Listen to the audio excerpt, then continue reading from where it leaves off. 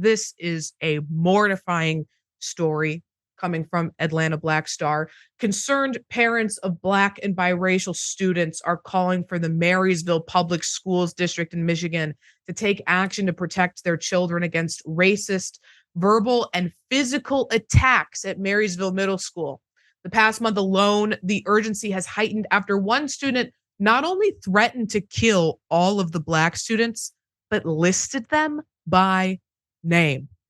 More from Atlanta Black Star. On Friday, November 10th, according to the parents and students, one student elevated his use of racial slurs and said he was going to have his KKK family members hang and kill all of the Black students at Marysville Middle School before listing by name those he planned to target.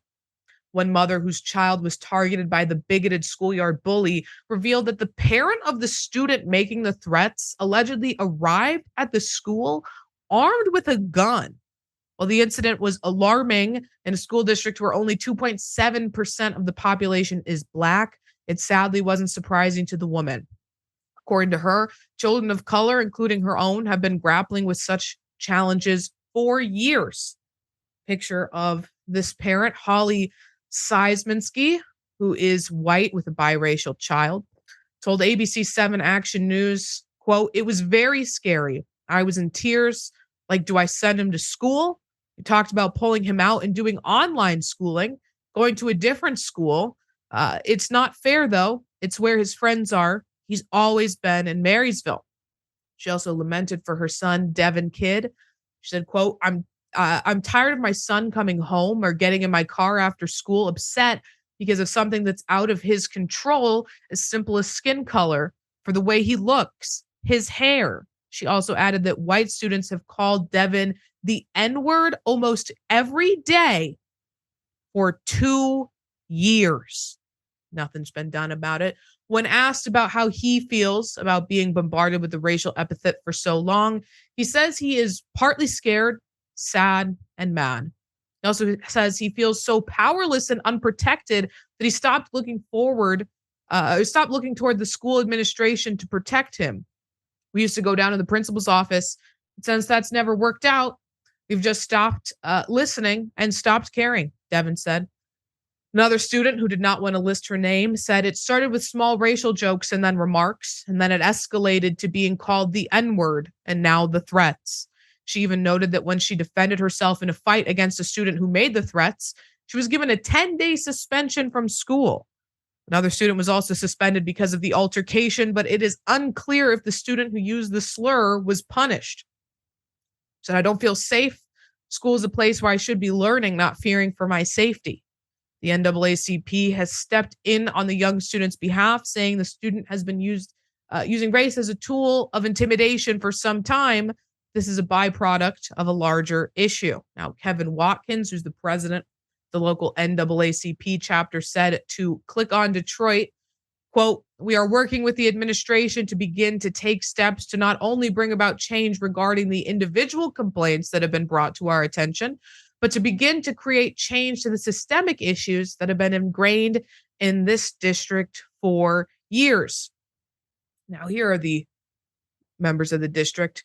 Dr. Sean K. Whiteman, couldn't make that name up if I tried. The district superintendent says he is aware of the reports and has launched an investigation into the claim a parent showed up on the campus with a gun. Also pictured are Marysville Middle School principal Jay Schultz and assistant principal Tom Frickin.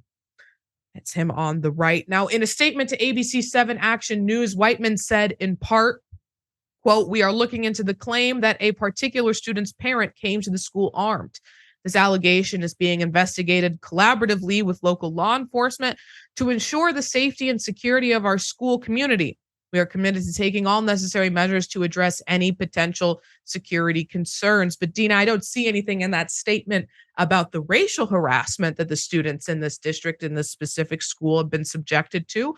I don't see anything about making the school safer for them so that they can actually get an education, which is being hindered right now because of this onslaught of racial discrimination that they're being subjected to on a daily basis that for years has been allowed to carry on? Is there an investigation into the principal that the student said refused to take action against these students using racial slurs? That is interesting to me because it's completely absent from the statement. I mean, the length of time that this is going on is was shocking. It's clear hate speech, clear racist language, naming the people he wanted to kill. It's shocking how long it was going on without doing anything. And the thing that I thought about when I read this was about how necessary groups like the NAACP are, because when you're a minority, you have to have a group like that speak for you. It's very hard to have any kind of political power, political clout, influence on your own. And that's really what was happening. This family was on their own trying to deal with somebody who had more power than them, this school administrator. And he was willing to look the other way because he didn't care that much about what they thought. He wasn't that worried about their actions, their votes. And that's often what happens when you're a minority, because majority rules, right? So thank goodness for groups like that. And it also makes me think too how in this day and age, we talk a lot about like Trump and how important it is to get, Trump not elected, but it's also so important for us to care about our local elections. School board, city council, these kind of local elections matter a lot. And even if you're the minority, if you get organized and you get allies around you, you can make change. And you hate to have to tell the victim to do that. But honestly, in this country, you need to get organized. You need to get your allies. You need to go out and vote. And you need to back organizations like the NCAAP who's willing to stand up for you when no one else will. Absolutely. And hopefully, be able to give an update on the story. Hopefully, these students will get some justice and there'll be some change in this community and they'll take these issues of race discrimination more seriously in the future.